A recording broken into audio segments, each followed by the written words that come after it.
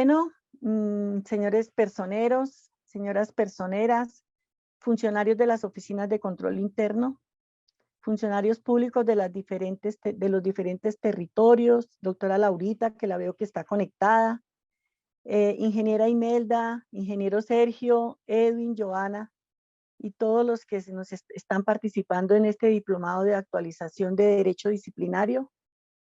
Reciban un cordial saludo de Marta Lucía Moreno Camargo, funcionaria de la Procuraduría Provincial de Santa Rosa de Viterbo. Para mí es un honor estar en este espacio que Dios y la vida me brindó para compartir con todos ustedes y con docentes como la doctora Laurita, la doctora Zulma, la doctora Elina, los doctores Arturo y el doctor Manuel, que como ustedes saben son profesionales de alto conocimiento sobre el derecho disciplinario y que en el transcurrir de su vida han tenido un bagaje que yo considero son los mejores en el tema disciplinario.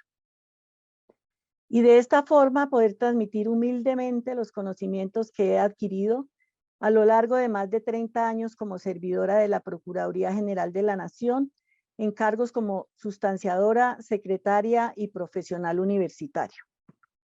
Pues les cuento un poquito de esta aventura, y lo llamo así aventura, porque no tengo conocimientos en docencia. La doctora Laurita me hizo la propuesta y la verdad lo dudé un poco. Pues de docencia, lo que repito, no tengo muchos conocimientos, pero he aprendido que uno debe superar los miedos y por eso acá estoy.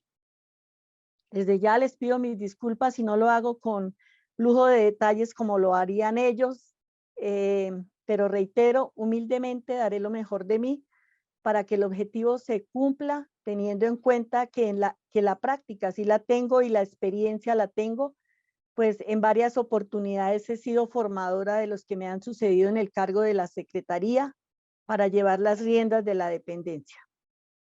Pues con este breve preámbulo, doctores y doctoras, funcionarios de las oficinas de control interno, damos inicio a nuestro módulo 2, el cual se desarrollará de la siguiente manera. Explicación general de las diapositivas que en PowerPoint ustedes ya debieron haber estudiado o leído o revisado. Segundo, un espacio para preguntas y respuestas. Y tercero, una evaluación muy sencilla que se subió a la plataforma. Edwin me había recomendado que les sugiriera a ustedes que tuvieran la cámara, pero pues como la acaban de denunciar, la conectividad no está como muy buena, entonces parece que eso quita como fuerza, entonces los que puedan se conectan y pues los que no, entonces cuando vayan a tener el uso de la palabra sí lo pueden hacer. En la función que he cumplido durante lo largo de 30 años, me he dado cuenta la importancia que tiene el hecho de publicitar o dar publicidad a las actuaciones disciplinarias, pues de ello depende el garantizar el derecho de defensa, el derecho de contradicción y el derecho de postulación probatoria. Para mí, la publicidad es el acto más importante que tiene el proceso disciplinario para que los sujetos procesales tengan conocimiento de las diferentes etapas o desarrollo del proceso. En el artículo 109 tenemos quiénes son sujetos procesales. En el proceso disciplinario, los sujetos procesales son el investigado, su apoderado. ¿Qué significa ser sujeto procesal? Sujeto procesal significa que válidamente tiene el derecho o la calidad para revisar el proceso, para intervenir en el mismo, para interponer los recursos y para tener un defensor. Y es con ellos con los que debemos surtir las notificaciones y con ellos con los que se les debe librar las comunicaciones. ¿Aló? Y a quienes debemos librar las comunicaciones. Entonces, pasaré a explicar las diapositivas que en PowerPoint previamente se colgaron en la plataforma y que cada uno de ustedes debió revisar y que contiene los temas de sujetos disciplinables, publicidad de las actuaciones disciplinarias, nulidades, recursos, faltas disciplinarias y clase de sanciones. Un espacio para preguntas y respuestas sobre la presentación del módulo y una evaluación de retroalimentación del cuestionario subido a la plataforma. En la función que he cumplido me he dado cuenta de la importancia que tiene el hecho de publicitar o dar publicación a las actuaciones disciplinarias, pues de ello depende el garantizar el derecho de defensa, el derecho de contradicción y el derecho de postulación probatoria. Para mí, la publicidad es el acto más importante que tiene el proceso disciplinario para que los sujetos procesados tengan conocimiento de las diferentes etapas o desarrollo del proceso. En el artículo 109 tenemos quiénes son sujetos procesales. Los sujetos procesales, entonces, serían el investigado, su apoderado, las víctimas cuando son procesos por violación a los derechos humanos y por procesos de acoso laboral. ¿Qué significa ser sujeto procesal? Significa que es la persona que válidamente puede intervenir dentro del proceso, y para nosotros es muy importante saber cuáles son los sujetos procesales porque son a ellos a quienes debemos librar las comunicaciones y con quienes debemos surtir las notificaciones. En el artículo 110 nos habla cuáles son las facultades o derechos de los sujetos procesales. Allí tenemos que solicitar y aportar las pruebas e intervenir en la práctica de estas. Aquí es muy importante tener en cuenta que debemos comunicarle a su apoderado o al investigado la realización de las pruebas para que ellos, si quieren, se presenten y puedan contradecir o controvertir las pruebas. Interponer los recursos de ley, que más adelante los miraremos. Presentar las solicitudes que consideren necesarias para garantizar la legalidad de la actuación disciplinaria y el cumplimiento de los fines de esta. Y sus postulaciones deben ser objeto de respuesta por parte de la autoridad disciplinaria. Quiere decir que si los sujetos procesales nos hacen cualquier tipo de petición, tienen derecho a que el operador disciplinario le conteste qué pasó con esa solicitud. A obtener copias de la actuación, salvo que por mandato constitucional, pues obviamente tengan reserva. Acá debemos tener en cuenta lo señalado en el parágrafo 1 del citado artículo y que tiene que ver con la intervención del quejoso, que como sabemos, él no es sujeto procesal. Y su intervención en este evento solamente se limita a presentar y a ampliar la queja bajo la gravedad del juramento, a aportar las pruebas que tenga en su poder y a recurrir la decisión de archivo y el fallo absolutorio, para lo cual podrá conocer el expediente en la secretaría del despacho o de la entidad donde se haya proferido la decisión. La calidad de disciplinado se adquiere a partir del momento del auto de apertura de investigación o la orden de vinculación conforme a los artículos 121 y 127. Esta decisión se debe notificar personalmente al investigado y, de no ser posible, se hará por edicto. Enterado de la apertura de la investigación disciplinaria, el disciplinado y su defensor, si lo tuviere, tendrán el deber procesal de señalar la dirección en la cual recibirán las comunicaciones. La omisión de tal deber no implica que el proceso se quede ahí quieto o que no se continúe con su trámite. No, el proceso continúa y las comunicaciones se deben de dirigir a la última dirección que esté en el proceso o que se tenga conocimiento fue su última dirección registrada en la hoja de vida. ¿Cuáles son los derechos del disciplinado? El disciplinado tiene derecho a acceder a la actuación, a designar apoderado, como ya lo habíamos comentado, a ser oído en versión libre hasta antes del traslado para alegatos previos al fallo de primera o única instancia, solicitar o aportar pruebas y controvertirlas, que era lo que ya habíamos hablado, que por eso hay que comunicarles a los sujetos procesales la práctica de las pruebas para que ellos asistan si es su deseo y puedan controvertirlas. Para lo cual, lo que vuelvo y reitero, se les debe librar una comunicación en ese sentido. Rendir descargos, impugnar y sustentar las decisiones cuando hubiere lugar a ello y obtener copias de la actuación.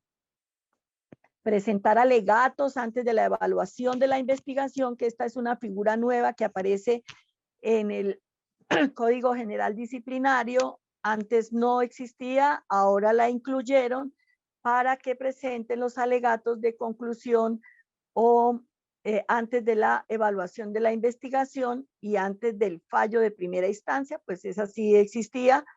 Entonces hay que tener en cuenta eso.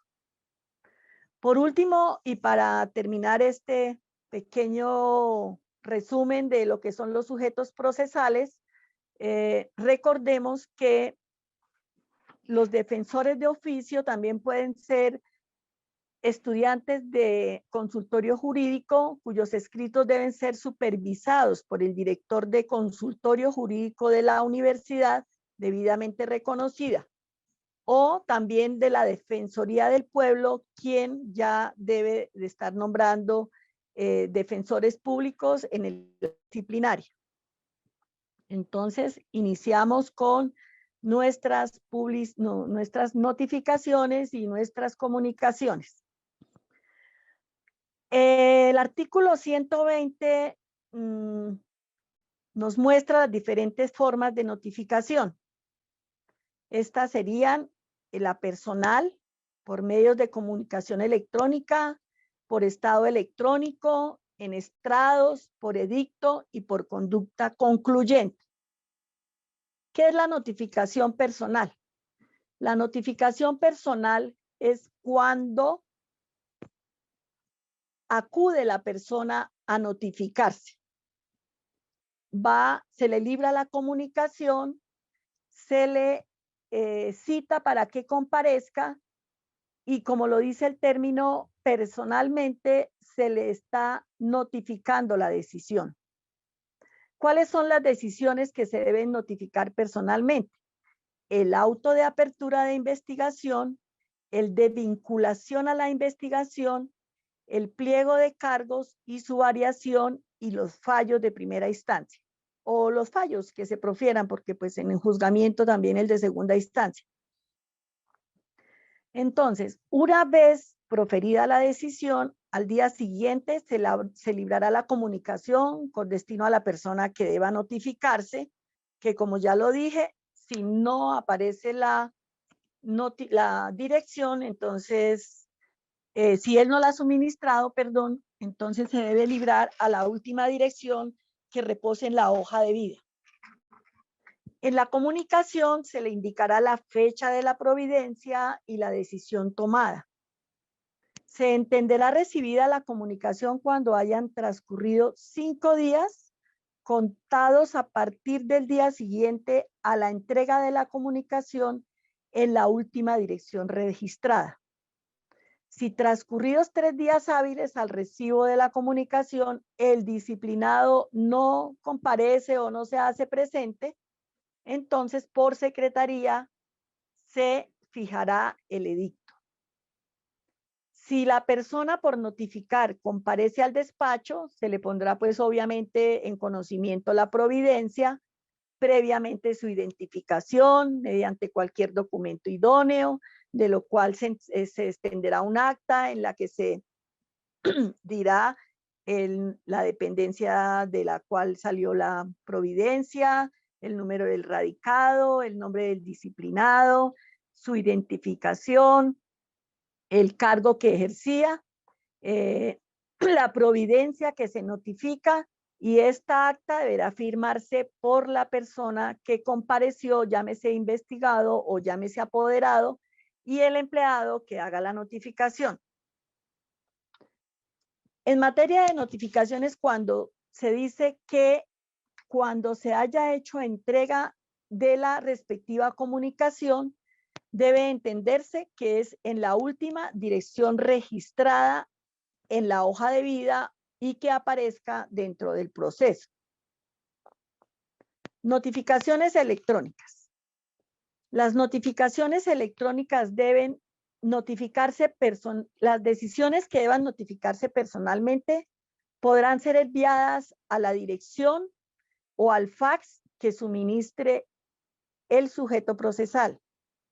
Si previamente y por escrito hubiera aceptado ser notificado de esta manera, no solamente debe de decirse que por la dirección electrónica, comuníqueme o notifíqueme por la dirección electrónica. Hay que decir, yo, Pepito Pérez, autorizo a la Procuraduría o a la Personería o a la Oficina de Control Interno para que las decisiones que se profieran dentro del proceso que se adelanta en mi contra sean notificadas de manera electrónica. Así debe de quedar. Y se entenderá notificada ya con esa autorización, se entenderá notificada la decisión siempre y cuando aparezca el reporte en el que el correo fue enviado, o sea, dejar la constancia en el expediente de cuándo se envió y la hora que se envió, y eso se puede dejar al respaldo o con una constancia a mano o imprimir el envío del correo. La notificación por estado electrónico está contemplada en el artículo 125, pues nosotros no la estamos aplicando porque no contamos aún con las plataformas ni manejamos todavía el proceso digital, pero así también debe de haber una autorización debe hacerse de manera electrónica, pues como su misma palabra lo dice, no en el buzón electrónico de las entidades donde se maneja ya el proceso digital. Se debe indicar el número de la radicación del expediente, debe tener un número consecutivo, la indicación de los nombres y apellidos del disciplinable. Si son varias personas, se coloca el número de una sola y se dice y otros, la fecha de la decisión que se notifica, la fecha en que se surte la notificación y la firma del secretario o del funcionario competente, el cuaderno donde obra, donde obra la providencia, el número del folio y la fecha, que reitero, cuando se fijó el estado y cuando se desfijó. En los horarios que se tengan, a las 8 de la mañana o a las 5 de la tarde, o en otras oficinas es de 8 a 6. Entonces debe quedar eso muy claro de la fecha de fijación y de fijación del estado. Ese estado hay que dejarlo dentro del proceso. En el evento de que por alguna razón no lo quieran hacer, hay que dejar constancia, puede ser con un sellito o una constancia a mano, donde se diga que la anterior providencia fue notificada por estado número tal, el día tal, y se desfijó el día tal a la hora tal. Cuando la notificación por estado se realiza, hay que enviarle al implicado la providencia para que si contra ella proceden recursos éste pueda interponerlos oportunamente, porque pues solamente con la comunicación, y si él no está enterado, y a veces las distancias, cuando son de municipios muy alejados, no tienen el tiempo para venir y poderla recurrir en el término que establece la ley, entonces hay que enviarles por eso adjunto con la comunicación la providencia que se quiere notificar por este medio. De las notificaciones hechas por Estado, el secretario o el funcionario que adelante la actuación, reitero, debe dejar constancia dentro del expediente en el que se profiera la decisión notificada. En aquellas dependencias donde no sea posible cumplir con el Estado electrónico, el Estado se fijará, vuelvo y reitero, en un lugar público de la Secretaría o de la oficina competente que adelanta la actuación al comenzar la primera hora hábil del respectivo día y se fijará al finalizar la última hora hábil del mismo día. Igualmente se dejará constancia en el caso del Estado electrónico. Las notificaciones en estrados. Pues estas notificaciones nosotros ya no las vamos a realizar porque pues ya no vamos a tener el tema de audiencias. Entonces estas se aplican es para cuando las decisiones se profieren en audiencia, quedan en firme en el momento en que se está realizando, todo se hace dentro de audiencia, los recursos se interponen dentro de las audiencias, todo es en el momento y por eso se llama en estrados, porque todo es en el momento de la realización de la debida audiencia. Siempre estas quedan ejecutoriadas, quedan en firme, se resuelven en el momento de la audiencia y quedan ahí notificados debidamente los sujetos procesales. Notificaciones por edicto. Las notificaciones por edicto pues van de la mano con el artículo 121 que dice que pueden notificarse personalmente las decisiones, cuáles decisiones son las que se pueden notificar personalmente y subsidiariamente si no comparece el sujeto procesal o los sujetos procesales, entonces se les debe notificar por edicto.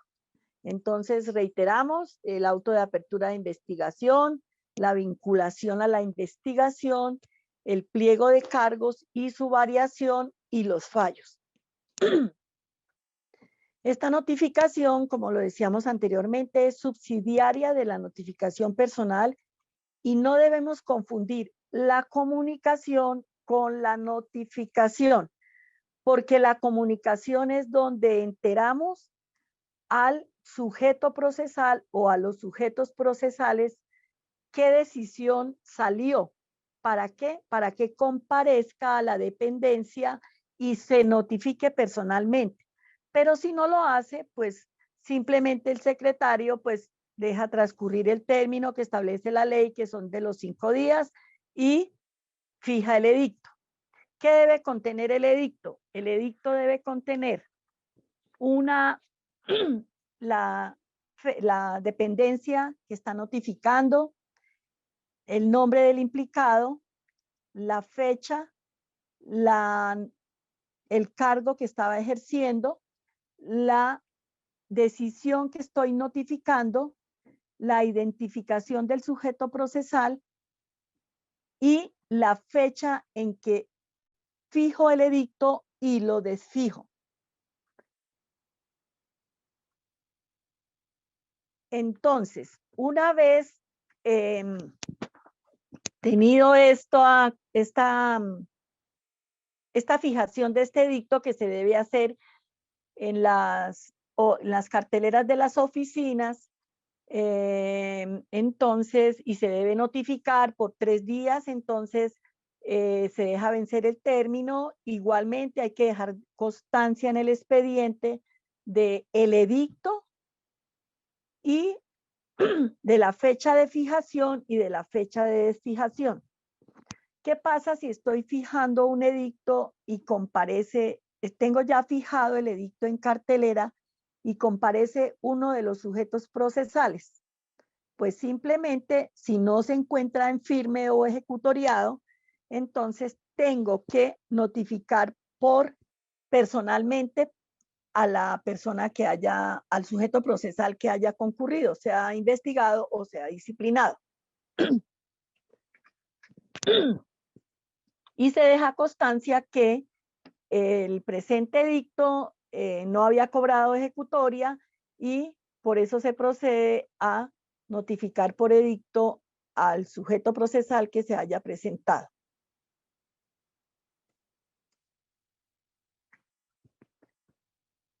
Recordemos que cuando el investigado ha estado asistido de su defensor, todas las diligencias se pueden realizar con él, pero no olvidemos que siempre que esté el implicado y el investigado, con el primero que comparezca es con el que se debe surtir la notificación. La notificación por conducta concluyente. ¿A qué refiere la conducta concluyente? Cuando se hubiera realizado cuando no se hubiera podido realizar la notificación personal por alguna razón, pero los sujetos procesales comparecen, entonces esa exigencia se entiende cumplida para todos los efectos si el disciplinado o su defensor no reclaman y actúan en diligencias posteriores. Fueron y revisaron el proceso, intervinieron, pero no se dieron cuenta de pronto de que no se había omitido una notificación, entonces ya se entiende que fue notificado por conducta concluyente, pues ya revisó el proceso y siguió actuando y no hizo ninguna manifestación. Notificaciones de decisiones interlocutorias. Entonces ya sabemos que las decisiones interlocutorias que se notifican son el auto de cierre de la investigación y el traslado del dictamen pericial. Entonces, una vez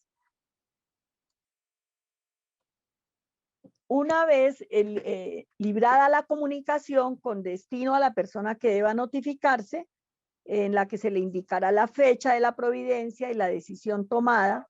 Si transcurridos 3 días no comparece, la notificación se deberá hacer por estado. Se entenderá recibida la comunicación, pues cuando hayan transcurrido los 5 días contados a partir del siguiente a la entrega de la comunicación en la oficina de correo. Reitero, los autos que se notifican de esta manera son el auto de cierre de la investigación y el traslado de dictamen pericial para la etapa de la investigación. Notificación por comisionado. La notificación por comisionado solamente aplica para el pliego de cargos. Entonces, el funcionario instructor puede ordenar en la providencia que se notifique al funcionario comisionado, a un funcionario de la Procuraduría, en el caso de nosotros, o al jefe donde está vinculado el investigado, o el personero municipal, en el caso de nosotros, que a veces comisionamos a los personeros municipales para que surtan esta notificación. ¿Qué pasa si se envía a la comisión y el implicado no asiste?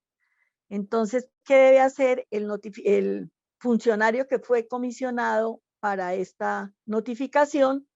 Fija un estado por el término de 5 días, transcurrido el término de ejecutoria, simplemente devuelve las diligencias con las constancias de que no fue posible la notificación personal y por eso se hizo de manera de por edicto.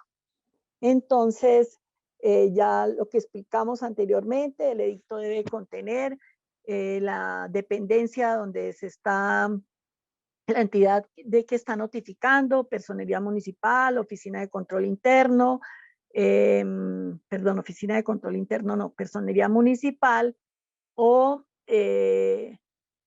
juzgado, bueno, alcaldía de la dependencia.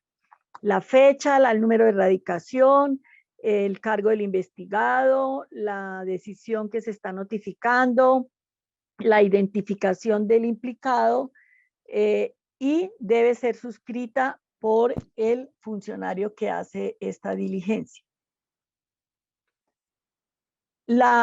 Recordemos que la actuación debe permanecer en la oficina que profirió la decisión. Quiere decir que solamente se envía el pliego de cargos y el expediente reposa en la Secretaría del Despacho que profirió la decisión. Las decisiones de sustanciación que no tengan forma especial de notificación prevista en este código se comunicarán a los sujetos procesales por el medio más eficaz, de lo cual el secretario siempre dejará constancia en el proceso. Entonces ya dijimos cuáles son las comunicaciones que no tienen ninguna forma especial, por ejemplo, de que se le reconoció personería jurídica, de que se le van a expedir las copias, que se va a hacer una acumulación. Esas no son las comunicaciones que se deben librar y debemos tener muy presente que una cosa es la comunicación y otra cosa son las notificaciones. Al quejoso, que no es sujeto procesal, como lo habíamos dicho anteriormente, solamente se le comunicará la decisión de archivo y el fallo absolutorio.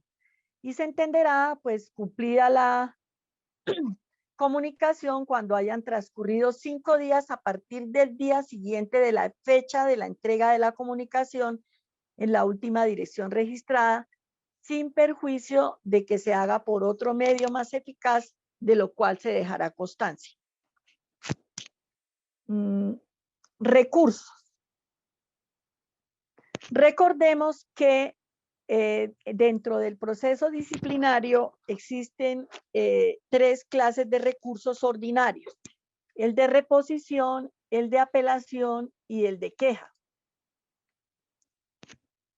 Contra estos recursos,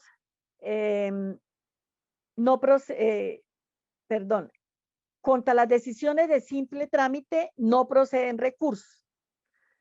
Estos se deben interponer desde la fecha de expedición de la queja, de la providencia, hasta culminar los 5 días siguientes a la respectiva notificación.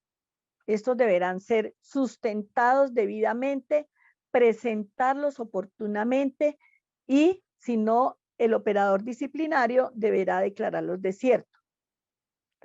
¿Contra qué providencias procede el recurso de reposición? Contra la que decide sobre la solicitud de nulidad, la que niega la solicitud de copias, la que niega las pruebas en la etapa de investigación, la que declara la no procedencia de la objeción al dictamen pericial y la que niega la acumulación y la decisión que finalice el procedimiento para el testigo renuente y el quejoso temerario. El recurso de apelación procede únicamente contra la decisión que niega pruebas en etapa de juicio, la decisión de archivo, que el archivo también puede ser apelado por el implicado y por el quejoso, la decisión que finalice el procedimiento para el testigo renuente y el quejoso temerario, y contra el fallo de primera instancia. ¿En qué efectos se conceden los recursos? Hay 2 clases de efectos: el efecto suspensivo y el efecto devolutivo. En el efecto suspensivo, como su misma palabra lo dice, se suspende toda actuación, el proceso hasta que no se resuelva no se puede volver a hacer nada, sino hasta cuando ya llegue de la apelación. El proceso queda, la providencia queda en firme cuando se concede la apelación, y hasta que el expediente sea devuelto por el superior, se tiene que obedecer lo resuelto y queda prácticamente suspendido. En el efecto devolutivo se concede cuando se niega la totalidad de las pruebas o se decreten de oficio, o la negación de las pruebas a solicitud del disciplinado sea parcial. ¿Qué quiere decir esto? Quiere decir que si el sujeto procesal, los sujetos procesales presentan pruebas y el operador disciplinario las niega, entonces la decisión se puede continuar, pero se va en apelación hasta que se resuelvan. Perdón, ahí estoy un poquito confundida. En el efecto devolutivo se concede cuando se niega la totalidad de las pruebas y se decretan de oficio, o la negación de las pruebas sea a solicitud del disciplinado de manera parcial. En este evento, el funcionario no pierde la competencia, sino continúa con el trámite de las pruebas que ordenó y mientras tanto se va para que se resuelvan las que le fueron negadas y ahí se continúa con el trámite. En este recurso de apelación se debe trabajar sobre la compulsa de copias que se haga para que se resuelva mientras tanto el recurso. Mientras no se resuelva el recurso de apelación, no se puede continuar con el trámite. El recurso de queja procede contra la decisión que rechaza el recurso de apelación. Este se debe interponer en el término de los 5 días y se deben enviar las copias a la entidad competente para resolverlo en el término de 2 días para que el funcionario competente lo resuelva o decida el recurso. El costo de las copias que se deben enviar, entonces serán a cargo del impugnante y si de la entidad requiere otras copias, ellos también tendrán acceso a las mismas. Entonces se ordenará que así se haga a la mayor brevedad posible para resolver el recurso que se concedió. Ejecutoria de las decisiones. Las decisiones disciplinarias contra las que proceden los recursos quedarán en firme 5 días después de la última notificación. Las que se dicten en audiencia, como ya dijimos, nosotros no vamos a tener esa figura de las audiencias, quedan en firme en la misma audiencia. Que haya tomado las decisiones, entonces eso no creo que tenga ninguna discusión. Las decisiones que resuelvan los recursos de apelación y queja, la consulta y aquellos contra las cuales no procede recurso alguno, quedarán en firme el día en que sean notificadas, sea por estado o sea personalmente. Los sujetos procesales o quienes hubiese interpuesto algún recurso podrá desistir del mismo siempre y cuando no se haya resuelto por el funcionario competente.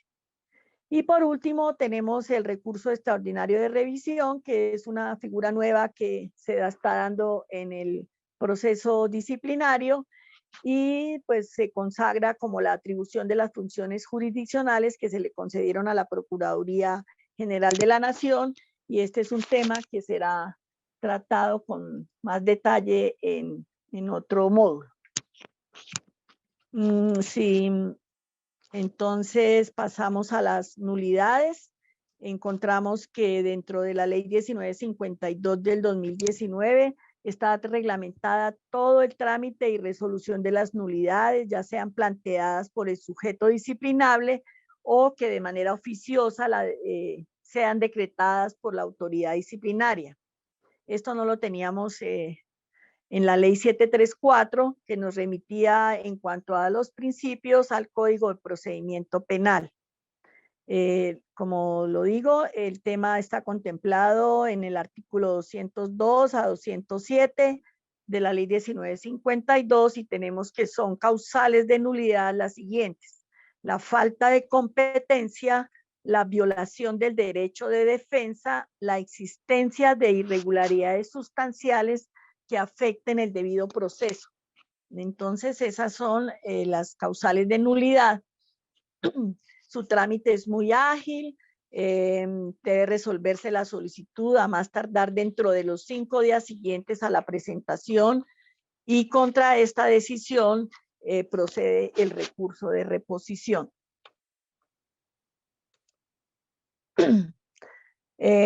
La solicitud de nulidad podrá formularse hasta antes de darse traslado para presentar los alegatos de conclusión. Deberá indicarse la forma concreta de las causales por las cuales se está presentando la solicitud de nulidad, expresar los fundamentos de hecho y de derecho que la sustenten. Debemos advertir que la declaratoria de nulidad de la actuación disciplinaria no invalida las pruebas allegadas y practicadas legalmente. Entonces, si por alguna circunstancia hubo una mala notificación o se omitió este requisito y los sujetos procesales se dieron cuenta, entonces pueden solicitar la nulidad, pero si las pruebas fueron aportadas y allegadas legalmente, estas siguen siendo válidas.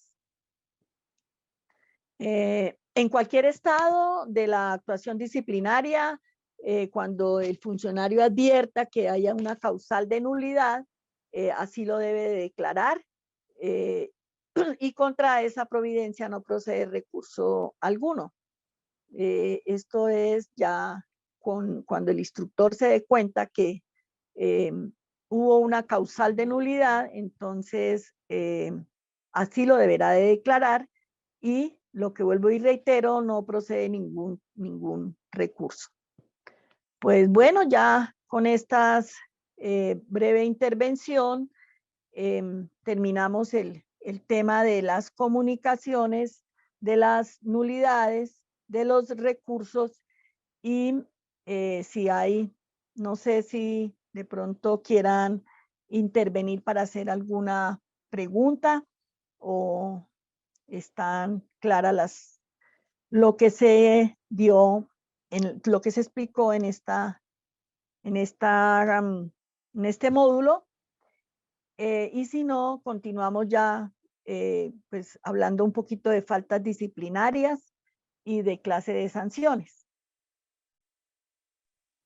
Doctora, tengo una pregunta. Sí, señora.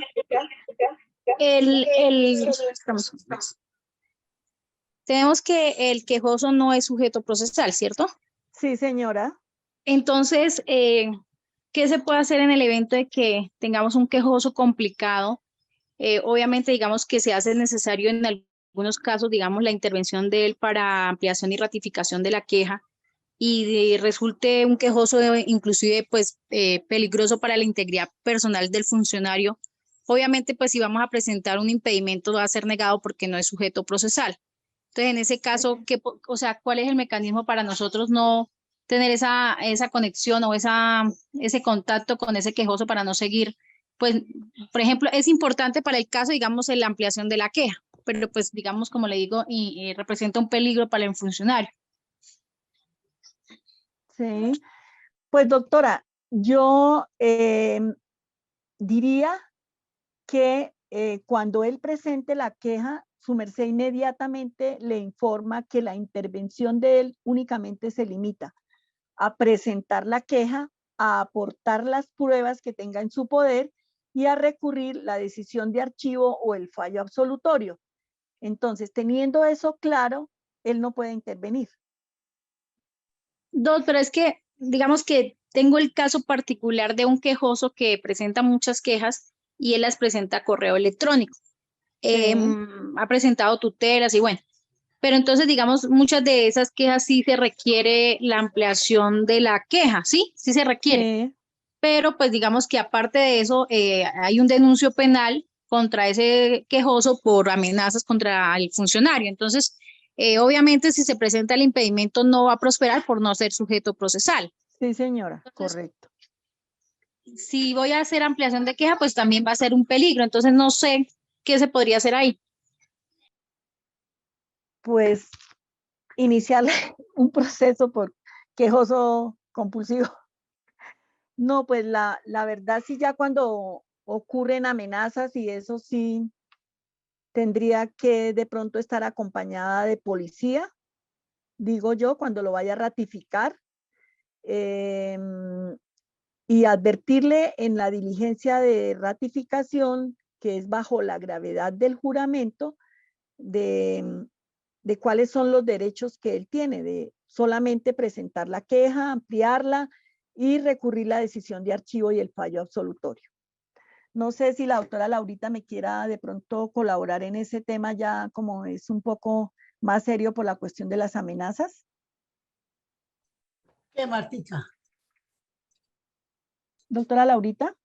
Sí, cuénteme. Es que la doctora Rosita está planteando la situación de un quejoso que tiene, que es amenazante, y entonces que cómo haría para evitar que él intervenga dentro del proceso si no tiene la calidad de sujeto procesal.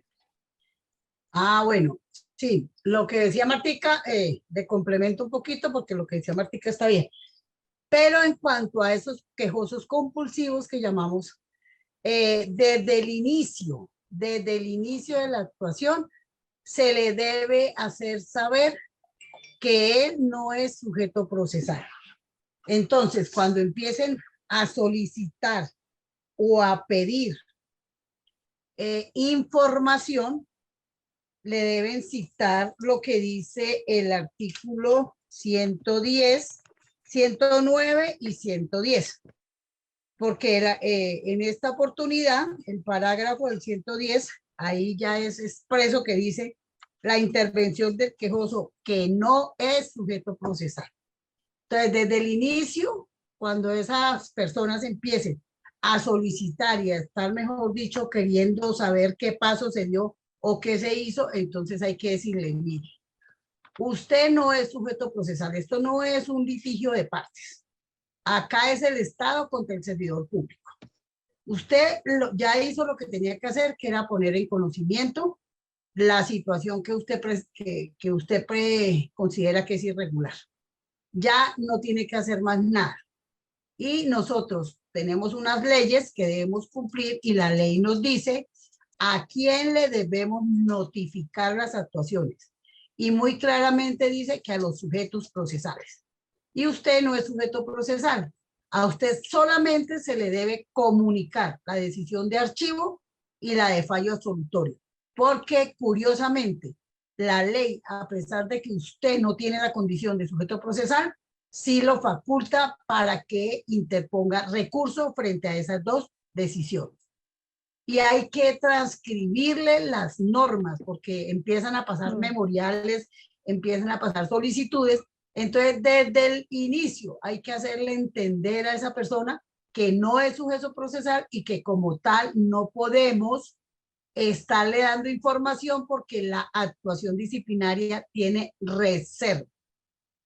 Disculpe, doctora, es que digamos que la cuestión es un poco más delicada, ¿sí? O sea, la pregunta mía va encaminada es que si hay posibilidad, digamos, de declararse, digamos, impedida, porque pues obviamente como es sujeto procesal me van a negar el impedimento, pero el solo hecho, digamos, de ampliarle la queja, de comunicarle, eso implica una nueva amenaza, una cuestión mucho más delicada, ¿sí?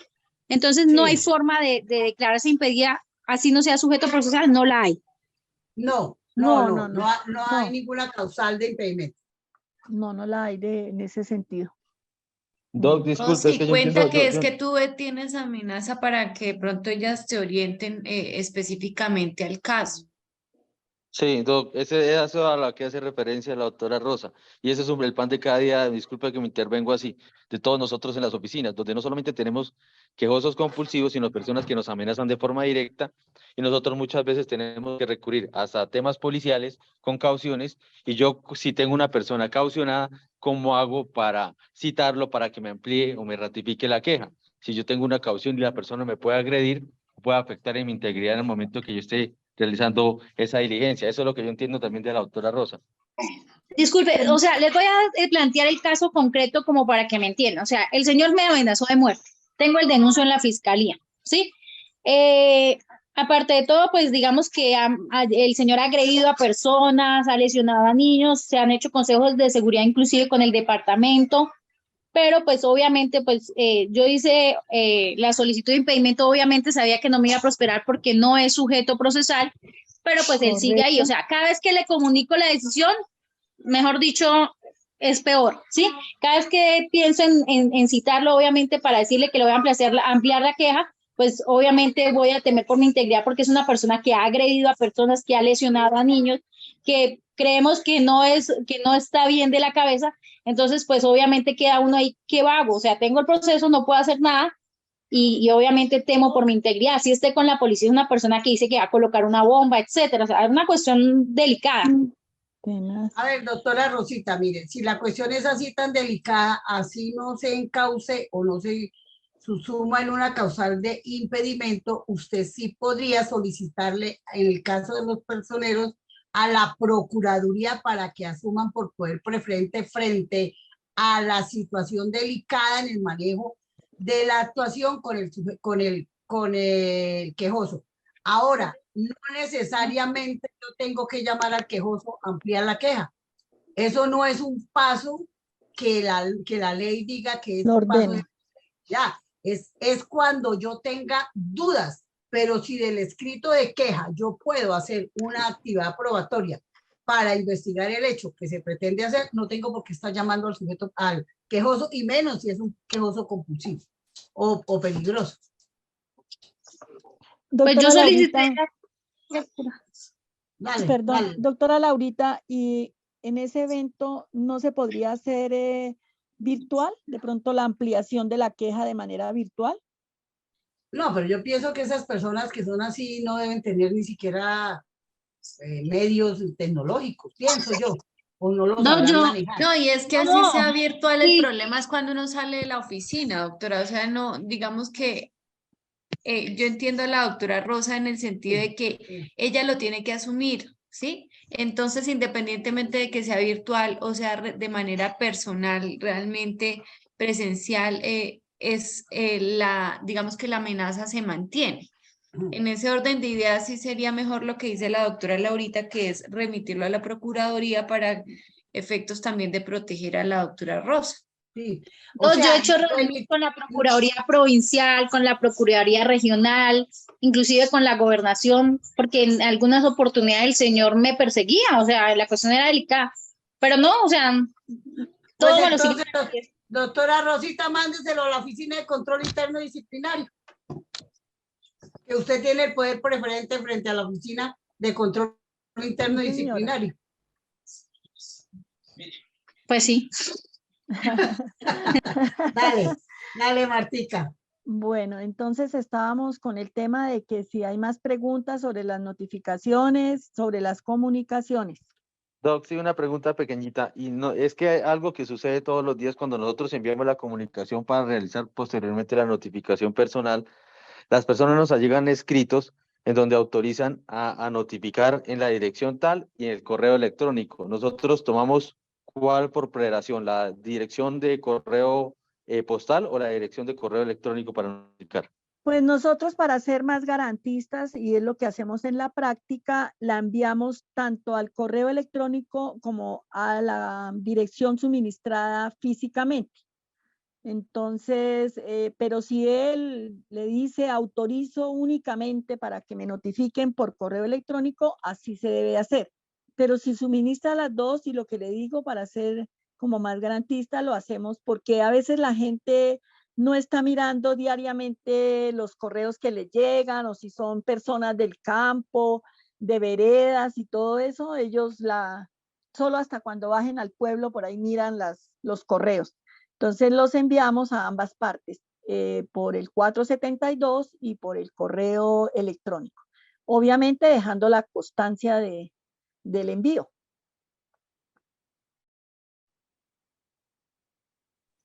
Doc, yo tenía una duda. Pues igual, señor. ahorita ya me la aclararon con el tema de las comunicaciones, que pues solamente es el auto de archivo pero también yo tengo una quejosa más o menos como la de la doctora Rosita, que es quejosa e intensa por todo, y yo no le estaba comunicando los autos de apertura ni nada, porque pues no se deben comunicarle al quejoso. Pero No, no. entonces ella hasta me entuteló porque yo supuestamente nunca le contesté el derecho de petición.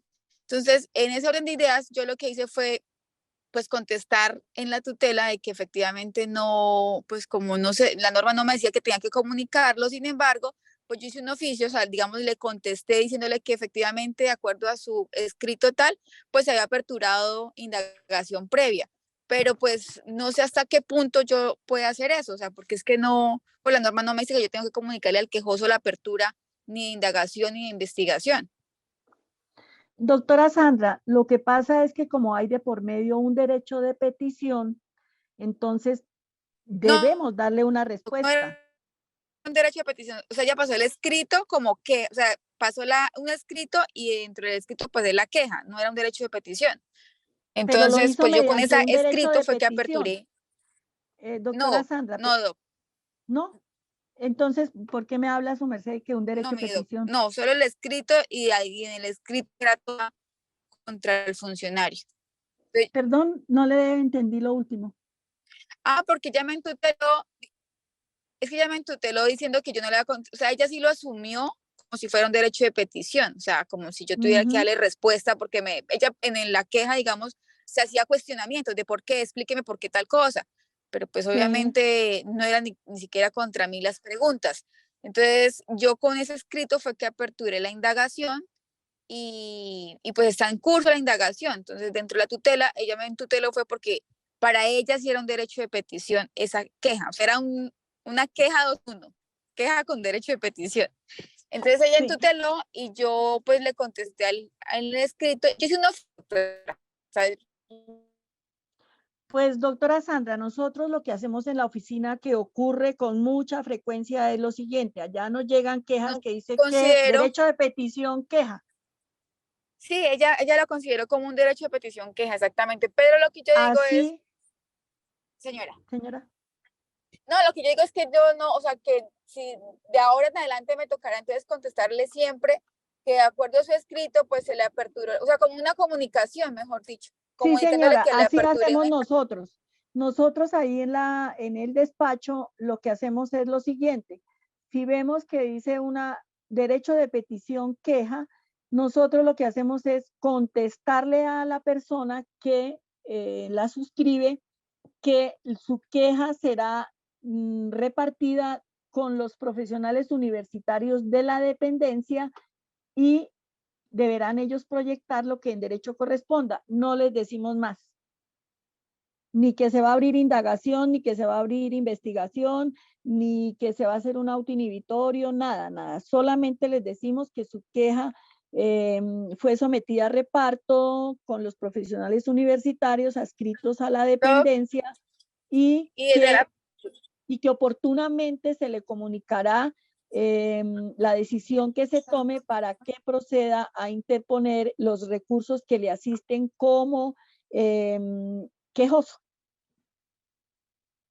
Pero, y en el evento de que la personería solamente el reparto sea con la personera. Ay, ¿qué le Pues ahí decimos? entonces su merced dice que será analizada o que será evaluada y se proyectará lo que en derecho corresponda. Ah, Y ok, que listo. oportunamente se le estarán dando, se le estará comunicando Comunicando.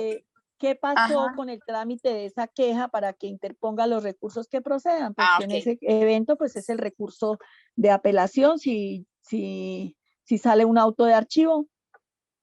Ah, bueno, sí, me gusta más así, doctora, porque yo dije contestarle cada vez que sí, que se le aperturó, pues no me parecía, No, porque no, no sé no, no por hay qué. que decirle qué se va a hacer porque de pronto su merced en el camino determina que no hay los méritos suficientes y resulta es haciendo un auto inhibitorio o resulta es remitiéndola para otra oficina, de pronto para la oficina de control interno, entonces es mejor no crearle falsas expectativas.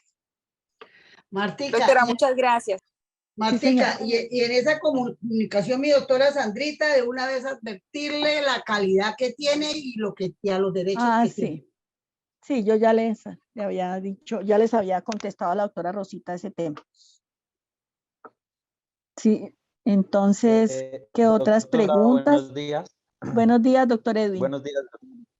Doctora, escuchando hace un momento lo que manifiesta el auto inhibitorio, se me ocurre, digamos, tengo una queja originada por informe de servidor público.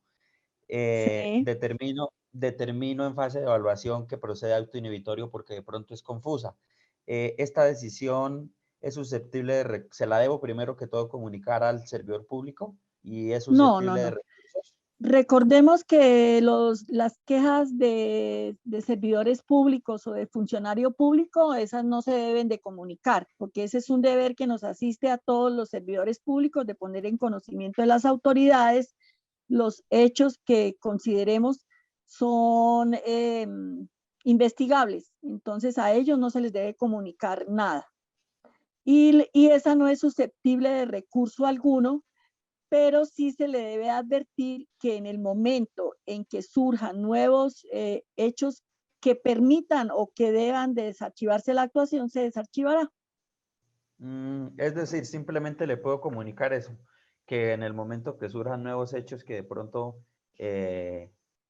de haberlos conocido tomen otro rumbo, pues se puede desarchivar. Sí, su merced le dice, se advierte que esta decisión no hace tránsito a decisión y se podrá desarchivar en el evento de que surjan pruebas que así lo amerite. Listo, profe. Otra preguntita. Digamos, por ejemplo, en el caso que la queja sea de origen anónimo, que lo vemos mucho a menudo los personeros, que siempre pues no faltan, digamos, en todos los municipios los detractores y es anónimos de distintos correos. En este caso, digamos, en un auto de archivo, le debo comunicar al anónimo teniendo en cuenta que no es sujeto procesal. Doctor, qué pena, no le estoy escuchando muy bien. Digamos, doctora, que en el evento de que el quejoso sea un anónimo Sí. y vaya a proceder con un archivo, pues como yo no sé quién es él y están constantemente cambiando de correos, ¿tengo que comunicarle esto mediante correo? ¿Tengo que notificarle mediante correo o cómo? Porque pues es No. No hay obligación para comunicarle a los anónimos. Por ejemplo, la mayoría de los veedores siempre mandan las quejas como anónimas, pero mandan un correo electrónico. Entonces, Sí. Su merced le puede advertir que no obstante que la queja no viene suscrita por nadie, pero que viene de tal correo, entonces le comunica Perfecto, al mismo correo de donde se al originó mismo la correo de queja. donde proviene. Listo, Sí, perfecto, señor. gracias.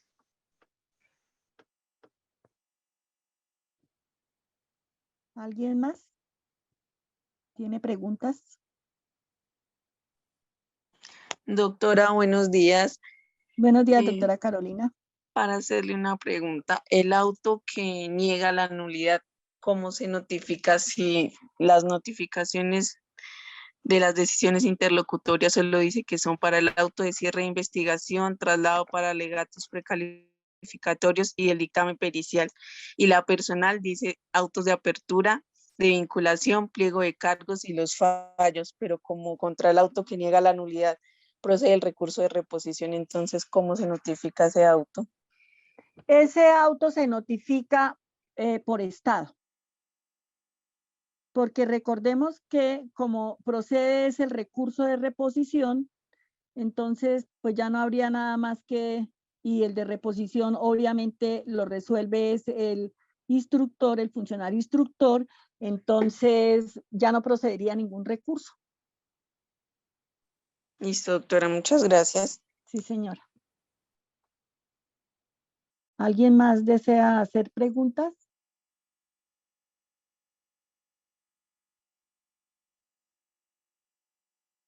Pues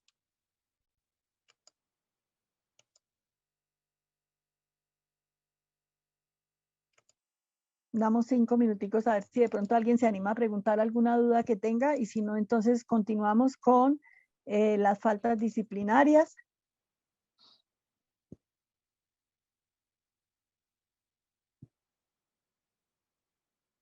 Igual en las diapositivas que se subieron está un breve resumen de las formas de notificación, los términos y todo para que ustedes las tengan y les sirvan de apoyo cuando tengan alguna duda para la notificación. Asimismo, está un cuestionario que también de pronto les ayuda para que tengan un poco más de claridad sobre el tema.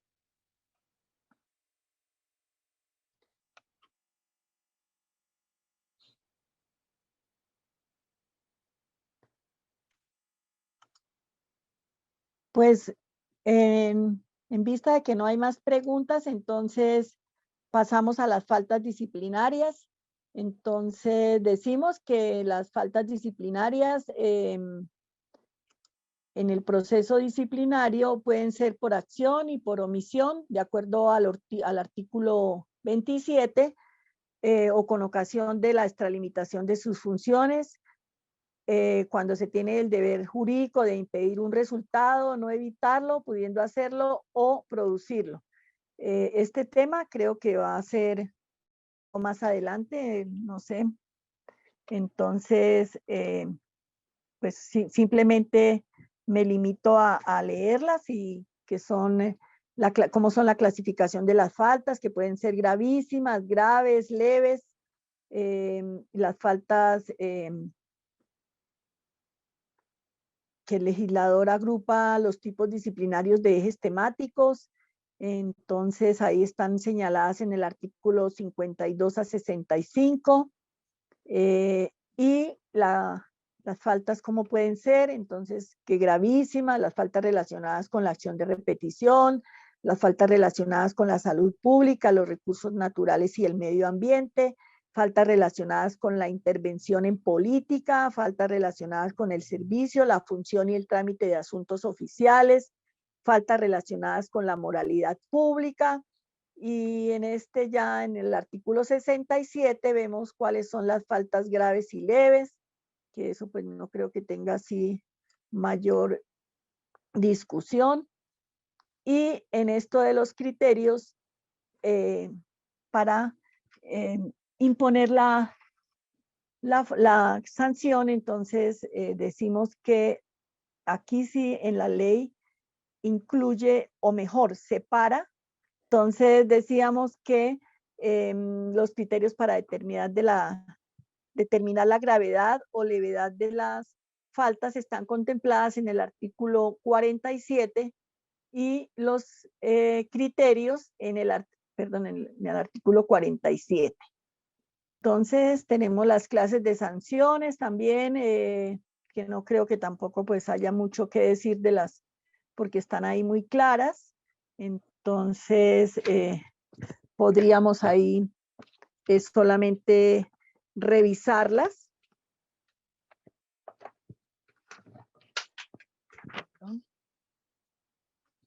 Y aquí el legislador lo que hizo con la ley fue separar los atenuantes y los agravantes, y pues ahí ya están señalados cuáles son los agravantes y cuáles son los atenuantes para imponer la sanción.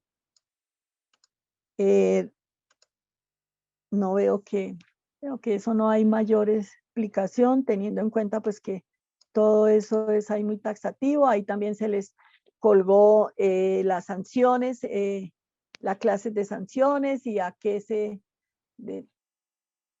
de acuerdo a la gravedad de la falta, entonces a qué sanción se le debe imponer, y teniendo pues obviamente los atenuantes y los agravantes.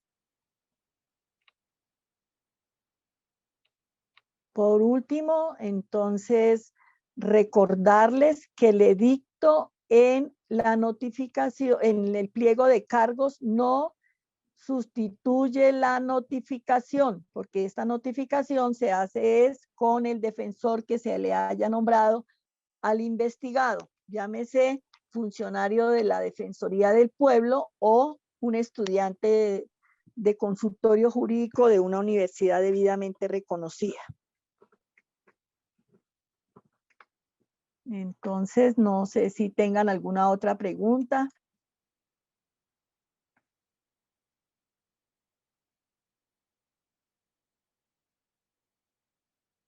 Doctora Laurita, ¿su merced tiene algo para complementar? Sí, no, Oh. Martica, yo pienso que si quiere podemos aplicar la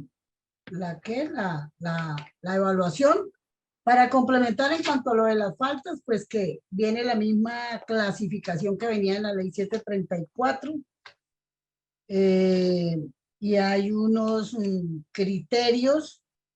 Las faltas gravísimas pues vienen en bloque por temática, como su merced ya lo dijo. Y para las faltas graves y leves, pues vienen los criterios. Es recomendable que esos criterios se desarrollen uno a uno para llegar a concluir si la falta es grave o si la falta es leve. Igual también para los criterios que hablaba Martica, que eran los criterios de la sanción, que la diferencia que hay con la 734 es que en esta oportunidad el legislador saca criterios atenuantes y criterios agravantes. Anteriormente lo hacíamos como con lógica y los íbamos desarrollando para determinar el tipo de sanción.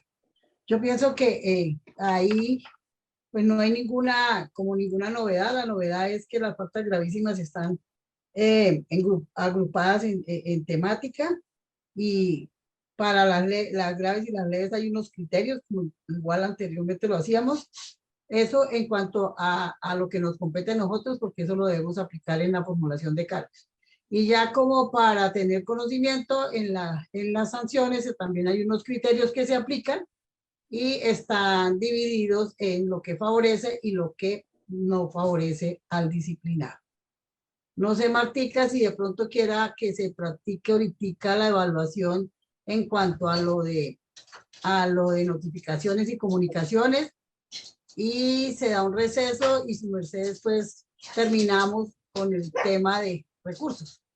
Sí, no sé, ¿me parece? Sí, sí, señora. Aunque los recursos ya les hablé de los recursos, doctora, pero sí, si quieren Bueno. volver a que se les vuelva a hacer un recorder y lo hacemos, doctora Laurita. Listo. Persos, esta es la oportunidad que tenemos para resolver las dudas que hay frente a este tema que es de sustanciación en nuestros procesos disciplinarios, y como lo decía Martica al inicio, una mala notificación o una omisión en una comunicación nos puede traer una nulidad en el proceso, o si ya está más adelantado, retrotraerlo de manera innecesaria, y ustedes saben que los abogados tienen que cogerse de cualquier cosa para poder ganar sus procesos y de pronto lograr que se eche hacia atrás y se logre una prescripción. Acuérdense que la caducidad se acaba en este diciembre y vamos a tener muchos procesos en el limbo y en el riesgo alto de prescripción. Entonces, porfa, aquí es el momento de que podamos, lo que se nos ocurra, no nos dé miedo que nosotros entendemos y para eso estamos.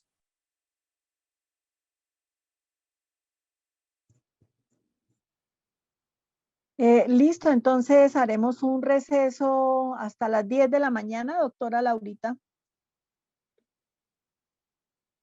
Edwin.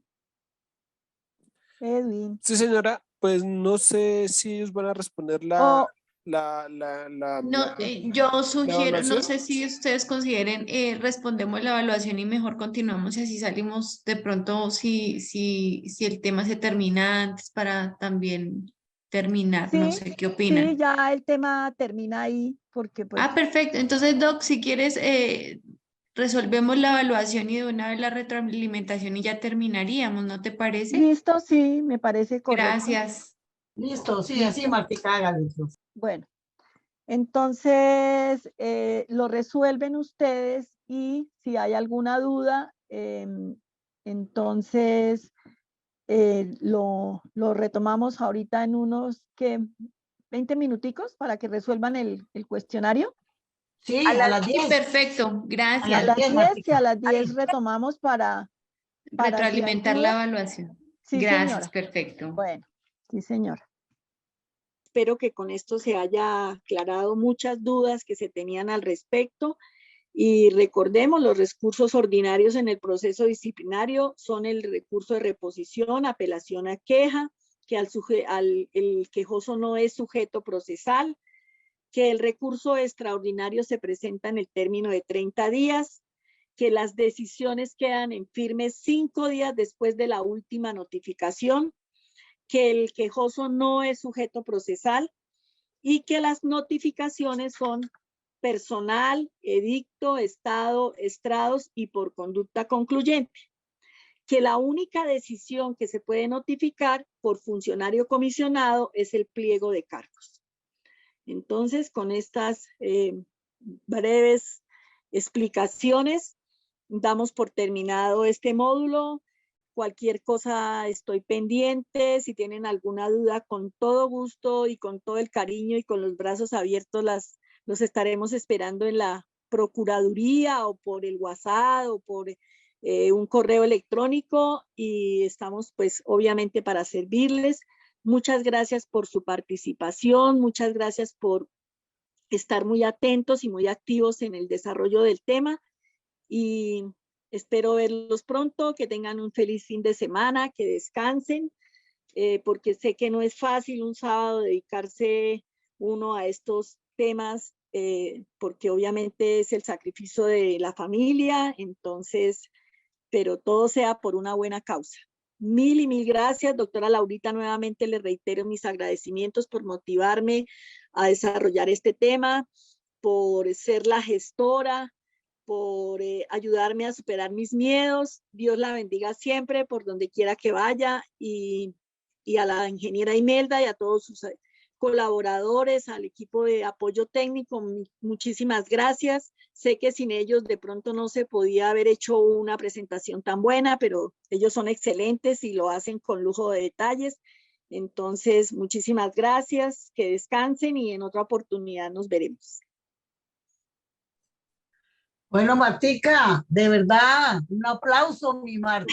Muy, pero excelentemente Muchas bien. gracias. Muchas Muy gracias, doctora bien, Laurita. muy bien, mi Martica. Muchas Dispersos, gracias. un abrazo. El otro módulo, iremos a ver si lo hacemos presencial, no sé, anímense y nos vemos en Sogamoso, como quieran. Cordialmente invitados. Bueno, doctora, muchas gracias. Gracias. Un saludo a Por todos, favor, gracias. y por favor pueden Muchas gracias, adjuntar los doctoras. Muy documentos amable. del módulo 1. Gracias y felicitaciones a doña Marta porque lo hizo supremamente bien. Quiero felicitarte por tu organización, por ese esfuerzo grande que hiciste, porque creo que hiciste una clase muy bonita y yo creo que incluso mejor que muchos pedagogos. Entonces piénsalo bien y puedes ser docente. Gracias, un abrazo. Vale, gracias, doctora. No, Martica. Sí, señora, así es. Gracias, doctora, muy amable.